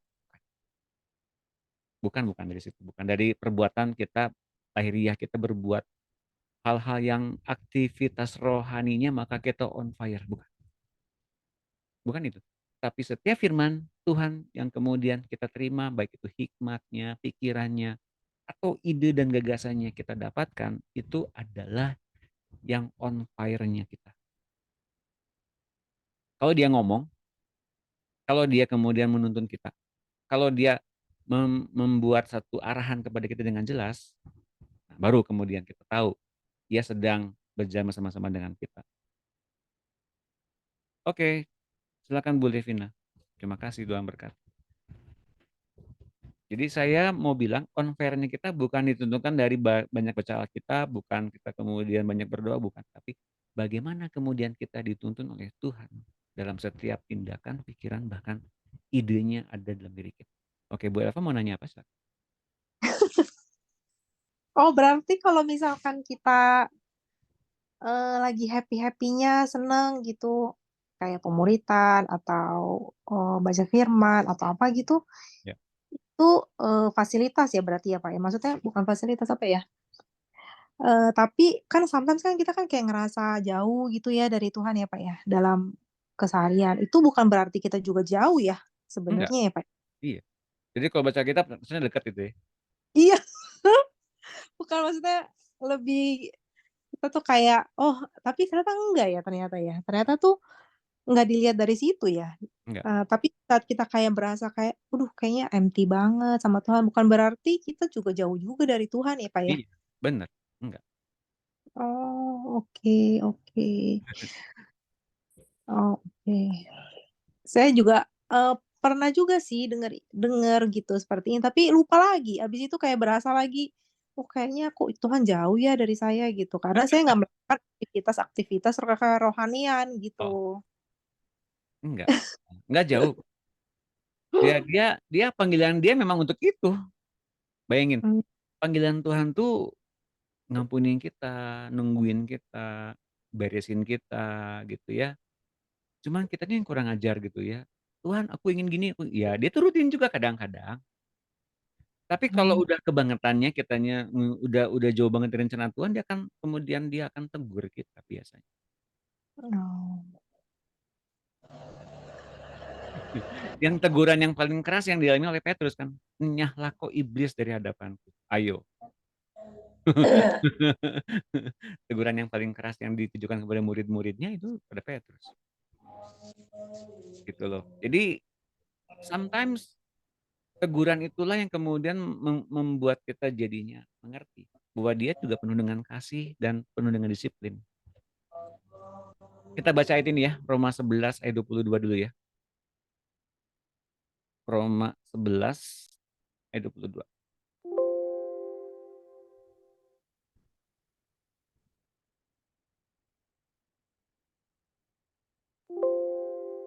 Sebab itu, perhatikanlah kemurahan Allah dan juga kekerasannya. Kita mesti mengetahui ada anugerah Allah, ada juga pendisiplinannya, yaitu kekerasan atas orang-orang yang telah jatuh, tapi atas kamu kemurahannya. Kekerasan atas orang-orang yang telah jatuh. Pendisiplinan yang ia lakukan kepada orang-orang yang telah jatuh.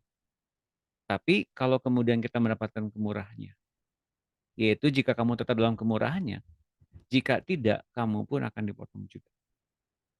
Artinya apa?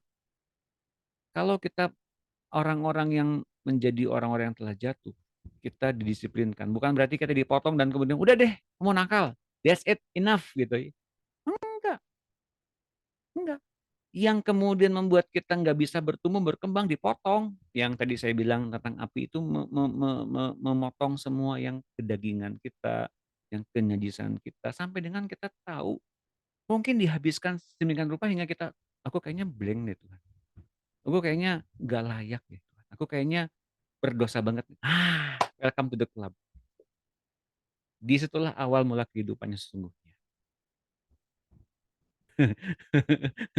Jadi kalau kita pikir kita punya sesuatu yang dibanggakan untuk ikut Tuhan, apa misalnya? Aku telah baca kitab khatam loh Tuhan, 50 kali bolak-balik. Itu enggak seperti itulah. Yang saya bilang tadi, barang siapa yang telah tamat pelajarannya akan sama seperti gurunya. Tamat pelajaran dalam hati apa? Oh, Pak Doni ngomong soal penderitaan terus sih. Makanya jadi penderitaan disesah, dianiaya, ya. Bukannya itu sih, bukan. Bukan. Tapi bayar harganya itu loh. Misalnya gini ya, Tuhan saya nggak mau ngampunin sebetulnya, tapi karena Engkau yang nyuruh, aku mau ngampunin. Tuhan Engkau suruh aku sabar kepada orang seperti ini. Kebangetan banget Tuhan, tapi orangnya tuh nggak ngertiin banget deh. Kenapa dia bisa begitu? Tapi karena Engkau yang menginginkannya untuk aku sabar pada orangnya, aku mau. Tuhan aku sebetulnya sebel sama orang ini, tapi aku mau ngampunin dia. Nah jadi ketika kita mau melakukan tindakan, mengambil keputusan untuk mau ngampunin, mau sabar, tanpa kemudian kita merubah sifat-sifat jadi orang sabar dengan cepat, kita udah lakukan itu dengan setiap otoritas kuasa dan pemulihan terjadi dengan segera juga kepada karakter kita. Jadi buah roh tumbuh karena apa? Karena kita ngambil keputusan dengan cepat untuk mau ngampunin, untuk mau sabar, untuk mau nekunin segala sesuatu dengan Tuhan. Nanti tumbuh karakternya baru. Jadi buah roh bukan nunggu dulu berapa lama baru, jadi sabar ya. Nggak mungkin, saya kasih tahu. Jadi sabar. Biasanya jatuhnya cepat kayak gitu. Tepuk tangan semuanya. Jatuhnya kesombongan Pak itu Pak. Iya. Jadinya seperti orang Farisi. Tuh lihat orang itu berdosa, orang ini berdoa dengan ini. Lihat nih aku berpuasa, setiap Jumat berpuasa, aku udah memberikan perpuluhan, aku udah berikan fakir miskin makanan. Gimana kurang aku tuh di depan Tuhan? Nah, itu dia orang Farisi kayak gitu.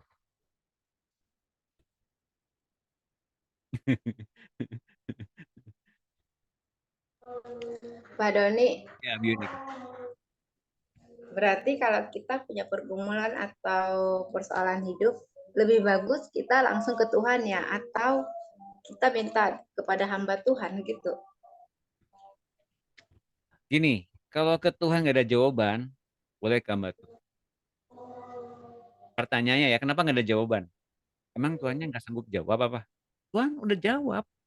Kitanya seringkali nggak dengar dia bicara. Gitu loh. Mengapa? Kita punya agenda sendiri, kita udah punya jawaban sendiri.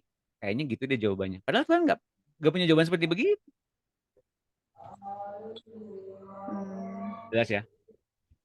Iya Pak. Biasanya kita doa, kita udah punya jawaban sendiri.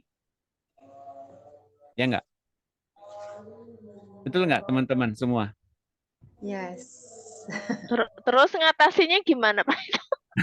Ya Pak.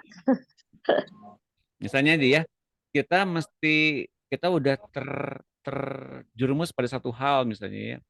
Bukan perbuatan yang dosa, bukan, tapi karena keputusan yang salah. Dan kita mesti mengambil jawaban dengan cepat, secara instan, A atau B gitu ya. Kita udah dapat jawabannya A. Sebelum berdoa kita udah dapat jawabannya A. Dan kita berharap Tuhan jawab jawabannya adalah jawaban A. Tapi ketika Tuhan nggak jawab apapun, misalnya Tuhan punya keinginan yang berbeda dengan apa yang kita inginkan, kita bilang, oh Tuhan nggak jawab doa. Lalu kita paksa untuk Tuhan berkati kita dengan jawaban A. Dan kita ngambil keputusan. Dan kita akan semakin jatuh kepada setiap lubang yang semakin dalam dan kita berteriak, Tuhan, Kau di mana? Saya mau katakan gini, kalau kita udah begitu, memang Tuhan bisa nolong. Ya. Tapi kitanya yang sukar mau ditolong sama Tuhan.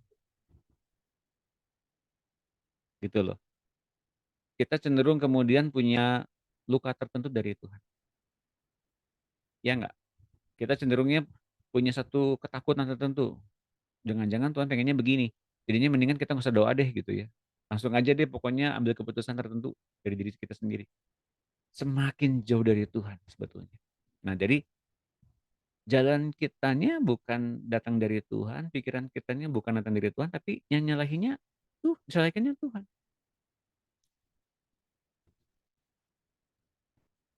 Itu banyak terjadi pada diri-diri orang Kristen, banyak. Nah, lewat pengajaran ini, pemurnian ini, kita bisa tahu Tuhan tuh lagi misahin itu semua agar kita memiliki satu hubungan relasi yang indah dengan Tuhan.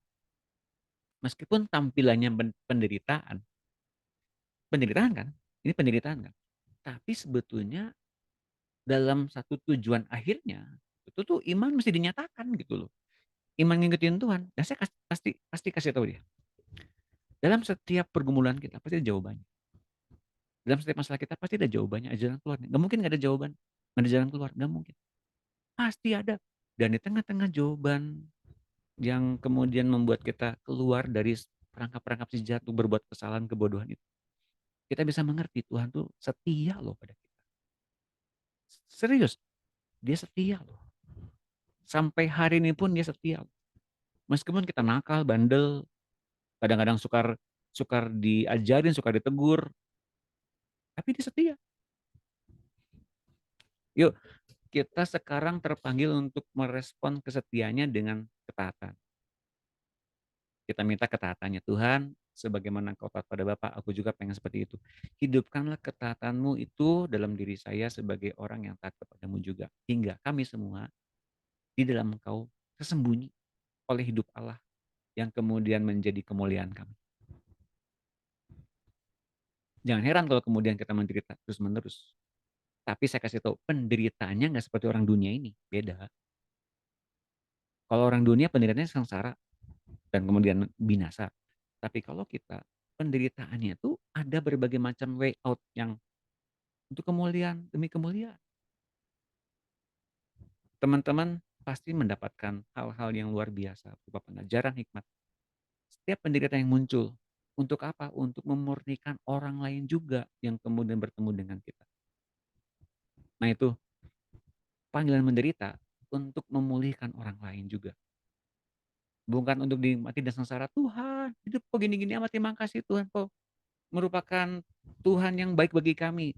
Aku terima panggilan ini bari menderita sengsara terus. Enggak kayak gitu loh teman-teman, enggak. Kasih tahu. Jelas ya teman-teman bedanya dengan sengsara orang dunia ini. Jangan terjebak.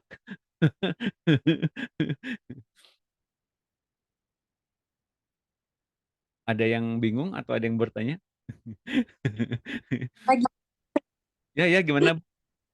Pak, berarti yang dinikmati buahnya dari kehidupan kita sama Tuhan itu adalah ketika tuh misalkan kayak tadi misalkan saya kesel sama dia gitu, tapi karena Tuhan nggak ini, tapi karena Tuhan bilang saya harus mengasihi, berarti saya mengasihi. Nah, itu berarti buah-buah tersebut itulah namanya buah kasih itu ya, berarti ya Pak ya. Itu namanya buah roh itu. Buah kasih lagi, buah roh gitu ya. Ya. Nah, itu yang dinikmati dari kehidupan kita ini gitu ya Pak ya. Dari Sama kehidupan Tuhan. Kristus yang ada dalam diri kita. Jadi pilihan antara mengasihi atau tidak mengasihi. Tapi kalau kita pilih mengasihi, kita memilih jalur untuk menikmati Tuhan yang ada di dalam diri kita. Nah, kemudian kalau kita kemudian memilih mengasihi, tentunya dia berikan juga kepada kita kekuatan untuk mengasihinya. Oh, oke. Jadi karakternya nanti akan terbentuk dalam perjalanan. Oh, oke. Gitu loh. Oke. Misalkan nih, misalkan kita lagi nggak punya uang misalnya. Terus ada orang tapi Tuhan suruh kita kasih dia gitu ya. Terus akhirnya kita memberi, berarti kan itu kan buah dari kemurahan, dari buah roh itu ya, kemurahan. Itu buah-buah tersebut itulah ya Pak ya, 9 buah roh itu yang Tuhan inginkan kita tuh berbuah di situ gitu ya Pak ya. Nah, jadi kita bisa berbuat kebaikan, bisa mengampuni orang, bisa mengasihi orang, bisa berbuat sabar kepada orang, bisa menahan diri dengan penuh pengendalian diri kepada orang lain yang merugikan kita, yang menyebalkan, yang nyebelin kita gitu ya. Karena kita bisa lakukan itu sebagaimana kita telah mendapatkan kemurahan, kebaikan, pengampunan dari Tuhan. Oh, oke. Iya, ngerti, Pak. Ya, Oke, ngerti, Pak. terima kasih. Itu ya teman-teman. Jadi apa yang telah kita dapatkan dari Tuhan, kita wajib berikan itu kepada orang lain. Jadi nggak ditumpuk sendiri gitu. Wah, terima kasih Tuhan baik pada saya. Tumpukin kebaikannya Tuhan. Untuk apa? Untuk kemudian kita bermurah hati pada orang lain. Gitu loh teman-teman. Asik ya. Jadi Tuhan tuh berbaik hati kepada kita tuh dia punya keinginan apa? Curahin kebaikan yang sama seperti apa yang kita dapatkan dari Tuhan pada orang lain. Tepuk tangan dong. Oke, ada lagi satu orang lagi. Pak Jeff tumben nih. Ada komentar kah atau ada pertanyaan kah Pak Jeff? Silakan Pak.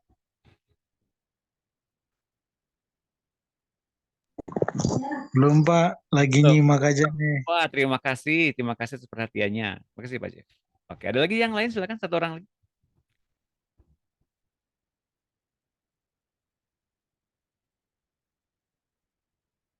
Silakan. Tumben nih Bu Made sama Bu Yohana nggak nanya. Biasanya. Bu Made sama Bu Yohana. Tumben. Biasanya bertanya. Udah ngerti, Pak. Wah, hebat. Lumayan ya. Terima kasih Bu Made atas pengertiannya. Oke, Bu Marta. Mau nanya apa silakan.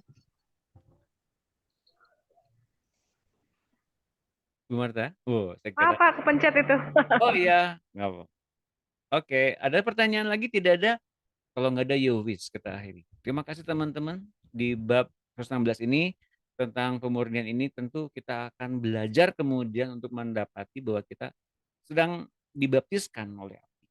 Dan kita pun akan kelak juga mengalami baptisan dalam penderitaan. Kenapa? Karena ini akhir zaman.